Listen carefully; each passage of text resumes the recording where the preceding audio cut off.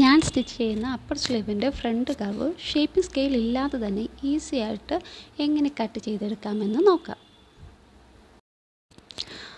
ആദ്യം നമ്മൾ സ്ലീവിൻ്റെ കറക്റ്റ് മെഷർമെൻറ്റ് അടയാളപ്പെടുത്തുക. എനിക്കിപ്പം ഈ സ്ലീവിൻ്റെ ആംഹോൾ കർവ് കറക്റ്റായിട്ട് വരുന്നത് 9 ഇഞ്ചാണ്. അപ്പോൾ 9 ഇഞ്ച് ഞാൻ ഇവിടെ അടയാളപ്പെടുത്തി കൊടുക്കുന്നുണ്ട്. ഇവിടെ 1.5 ഇഞ്ചാണ് സ്റ്റിച്ചിങ് അലവൻസായിട്ട് ഞാൻ കൊടുത്തിരിക്കുന്നത്. അതുപോലെ താഴത്തെ പോർഷനിലും 1.5 ഇഞ്ച് സ്റ്റിച്ചിങ് അലവൻസ് കൊടുക്കുക. ആ കൊടുത്ത സ്റ്റിച്ചിങ് അലവൻസിൽ നിന്നും 1 ഇഞ്ച് മാറ്റി അടയാളപ്പെടുത്തുക.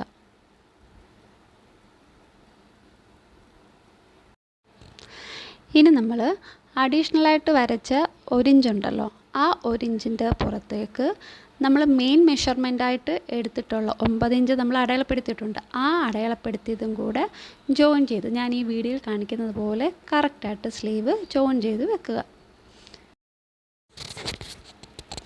ഇങ്ങനെ നമ്മൾ ജോയിൻ ചെയ്ത് വെക്കുമ്പോൾ തന്നെ താഴത്തെ സ്ലീവിൻ്റെ പോർഷനും കറക്റ്റ് ലെവലിൽ തന്നെ ആയിരിക്കണം. ഇനി നമുക്ക് അഡീഷണലായിട്ട് ഇങ്ങനെ പൊങ്ങി നിൽക്കുന്നുണ്ടല്ലോ, അടിയിലത്തെ പോർഷൻ നമുക്ക് തള്ളി നിൽപ്പുണ്ട്. ആ തള്ളി നിൽക്കുന്ന പോർഷൻ മുകളിലത്തെ സ്ലീവിൻ്റെ അതേ ഷേപ്പിൽ തന്നെ നമുക്ക് കട്ട് ചെയ്തെടുക്കാം. ഇപ്പോൾ നമ്മുടെ സ്ലീവിൻ്റെ 2 കർവ് ഷേപ്പും കറക്റ്റായിട്ട് തന്നെ നമുക്ക് കിട്ടിയിട്ടുണ്ട്. തിരിച്ച് നോക്കുകയാണെങ്കിൽ നമ്മൾ മെഷർമെൻറ്റ് സ്കെയിൽ വെച്ച് കട്ട് ചെയ്തെടുക്കുന്നത് പോലെ തന്നെ നമ്മുടെ സ്ലീവ് പെർഫെക്റ്റായിട്ട് കട്ട് ചെയ്തെടുത്തിട്ടുണ്ട്. അപ്പോൾ ഈ ഒരു മെത്തേഡ് ഒന്ന് ചെയ്ത് നോക്കണേ. Thank you.